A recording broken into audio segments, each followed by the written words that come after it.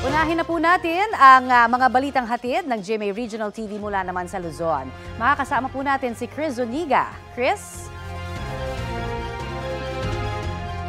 Salamat, Connie. 3 pasahero ang nasawi sa karambola ng 3 sasakyan sa Chaong, Quezon.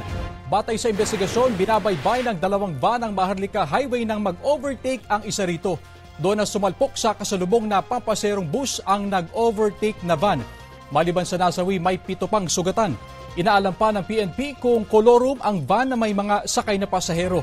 Tumagi na magbigay ng pahayag ang mga driver ng van at bus. Kapuso, para sa mga maiinit na balita, mag-subscribe sa GMA Integrated News sa YouTube. Sa mga kapuso naman abroad, subaybayan nyo kami sa GMA Pinoy TV at sa www.gmanews.tv.